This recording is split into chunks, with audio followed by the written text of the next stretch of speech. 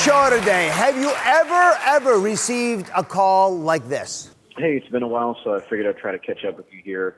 Last time we connected, you were interested in making some serious income online. So, hey, I wanted to share this with you. It's currently making me over $100,000 a month. $100,000 a month? Or maybe you got a call from tech support reporting suspicious activities. This is Molly from Apple Support. We have found some suspicious activities in your iCloud account, that your iCloud account has been breached. What do you guys think?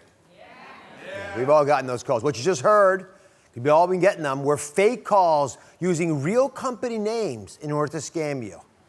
50%, one half of all phone calls are now automated. And there's a brand new dangerous type of robocall on the rise that is ruining lives. Today we investigate the shocking scams that could be infiltrating your most personal information to steal your money when you least expect it. Take a look. Know that your social security number has been used for some kind of fraudulent activities. They're not just a nuisance. Robocalls, which are expected to hit a record $60 billion in 2019, are a costly and dangerous threat. This is an urgent notification call about your computer. In 2018, consumers reported losing nearly $488 million to imposter scams. IRS agent imposters, debt collectors, health insurance scams. The spoofers are becoming more and more sophisticated, and the calls becoming more personalized. They use fake caller IDs or have the same area codes as you do to make it seem like it's someone you know. Or more shockingly, they know intimate details about your family. Phone scammers called my grandmother, telling them that I was in jail and that they needed to send money and I was too scared to call anyone else. And they kept referring to her as my mama. The only way that they would know that I call her my mom was from trolling my social media. And she almost fell for it, and it was extremely frightening. Others weren't so lucky. I was scammed out of $3,637. I sent this money by cashier's check. They requested that I pay them a sum of $5,000 right then and there, or they were going to send the authorities to knock on my door and have me arrested. I gave him the $600 fee that he spoke of. I didn't hear from them again. So yes, I have been officially scammed. My grandmother was targeted and pursued nonstop by a ring of fraudsters. Angela Stanek testified before Congress after her grandmother cashed in her life insurance and remortgaged her home, handing over her entire life savings to robocall scammers.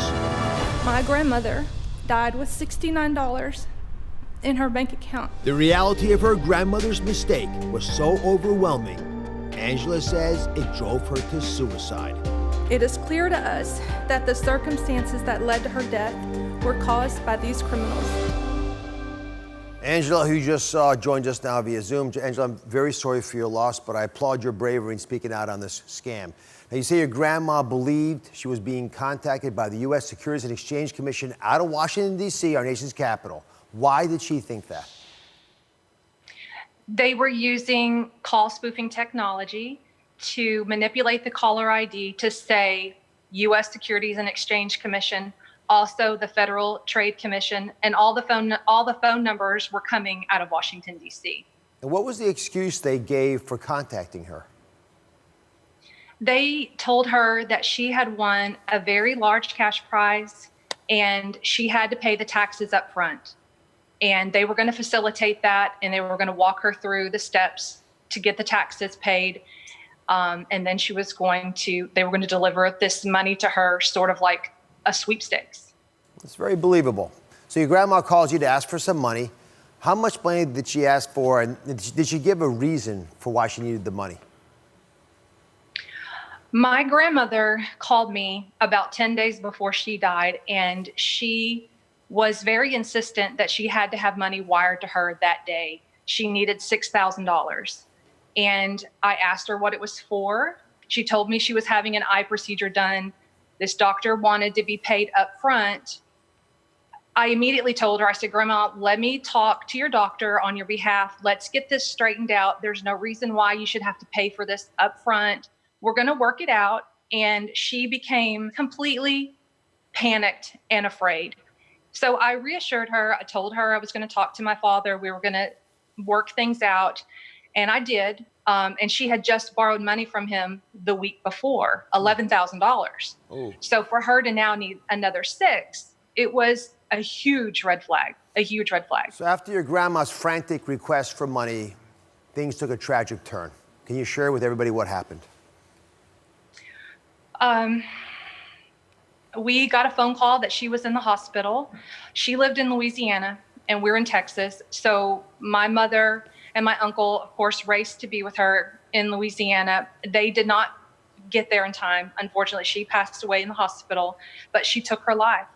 She took her life because of this. And then to compound matters, in the midst of your grief, 10 days after you lost your grandmother, there was another bombshell. You uncovered something about your grandma's financial state.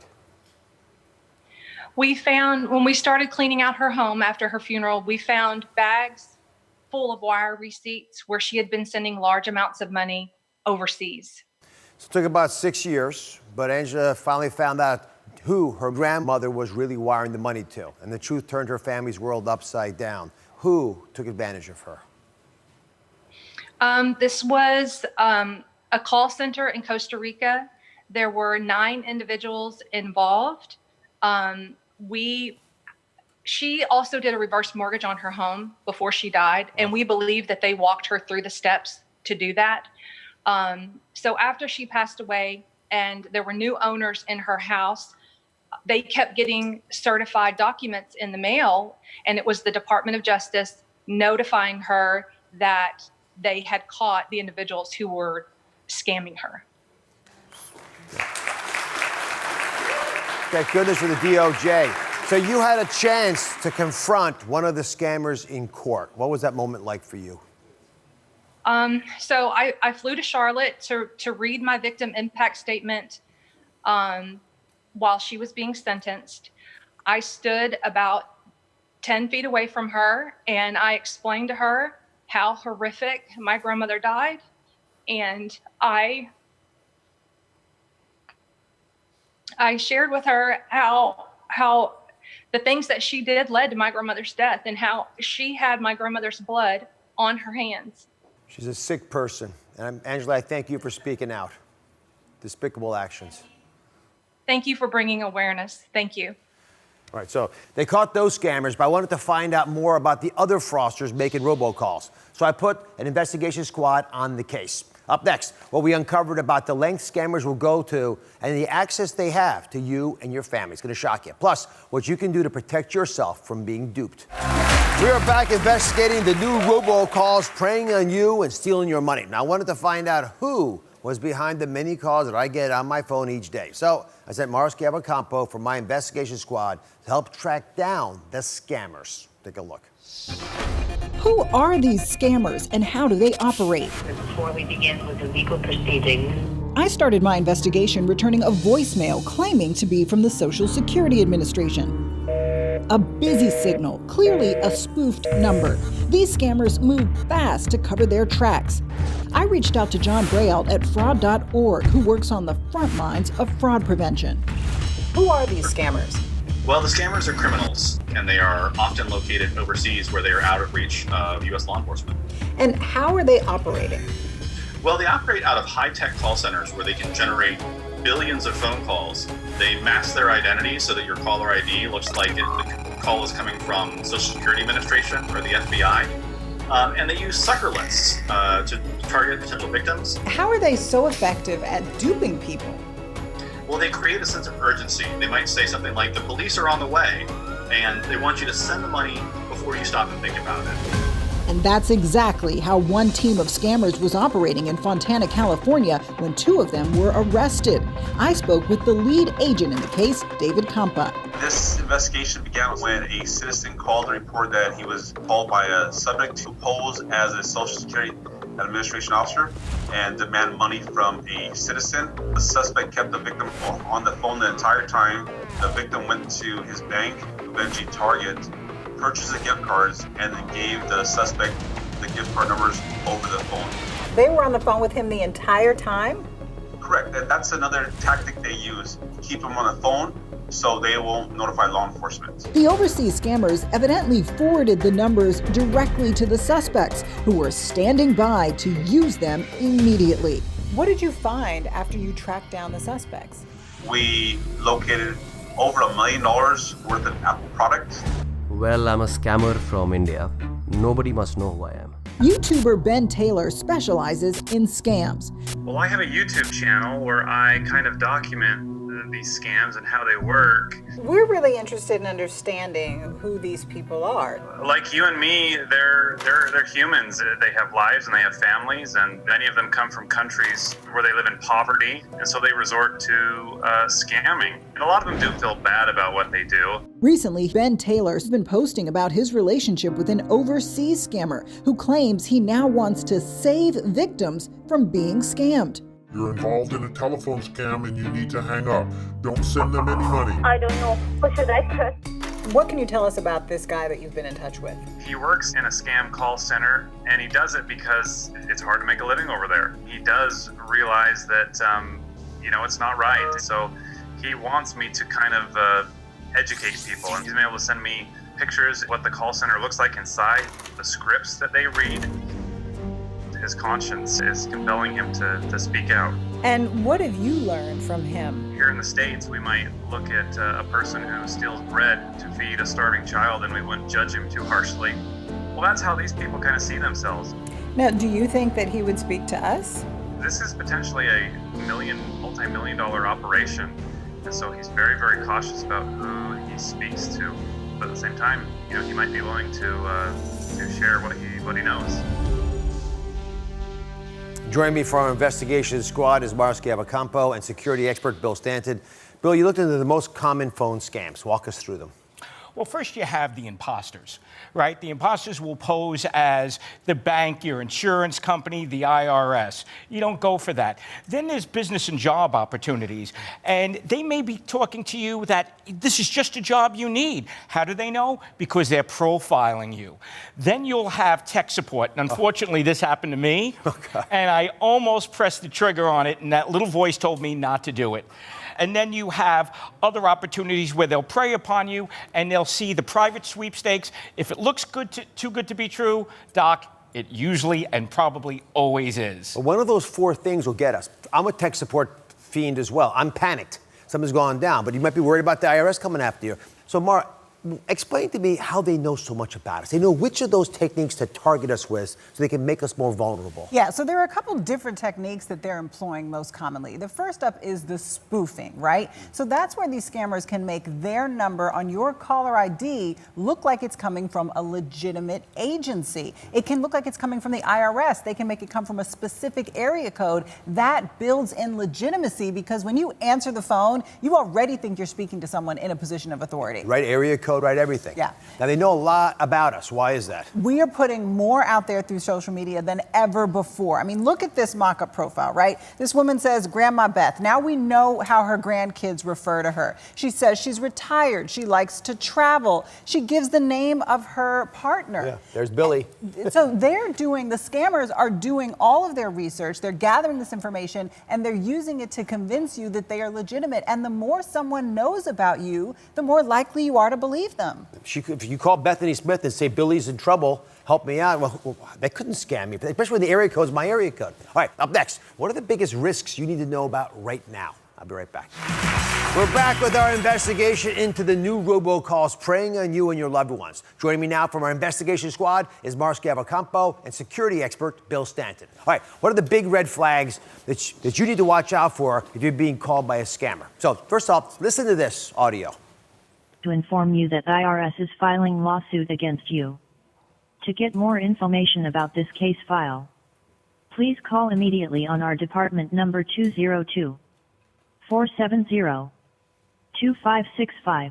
How could they be cheating you? It's the IRS. They're giving you their phone number. Obviously legitimate, right? What else could it be? But that's the first red flag when someone's calling from the government. Right. They're rarely calling to help you anyway.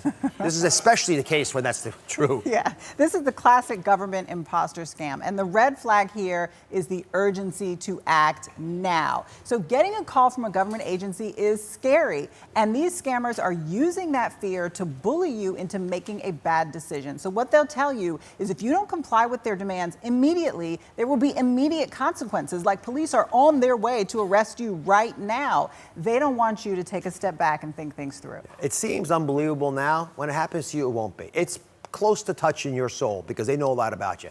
Next red flag, strange payment methods. Bill, what kinds of payment systems worry you? Well, they used to go with wire transfers. Now, they still do that. They'll ask for cash. No legitimate company asks for cash. All right? They're getting creative with Bitcoin and even gift cards.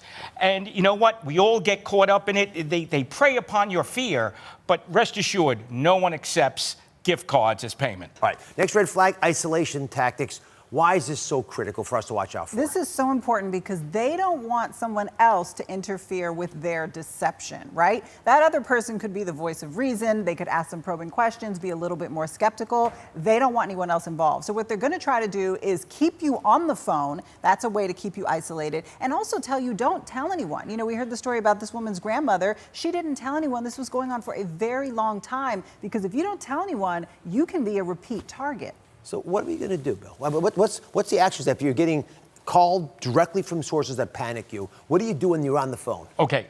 Second I hear that call, you know, this is your final warning, click, hang up. Second I hear a voice I don't really identify, hang up. Do not answer the phone, and if it happens to you, there's no shame in your game. Notify the FTC. And never pay over the phone, period. Never. Money should never leave your pocket for any of these things. So no legitimate group will go there. How do you block the call in the first place? How do you make, they call you at horrible times. They know exactly when they nail you.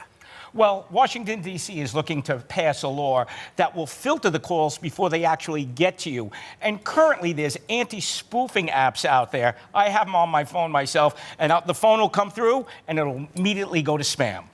Here's the thing. It's hard. It's hard because technology is playing against you here. So we're going to post this anti-scam guide on our website where you can find the information on how to report these scams, because if you do that, we'll catch more folks, and then what you can do to protect yourself. Take advantage of it. Please share it with people around you. In the meantime, check out Bill's wonderful books, Prepared, Not Scared. It's in stores now. Thank you for watching. Don't forget to subscribe and turn on notifications so you never miss out on new videos to live the good life.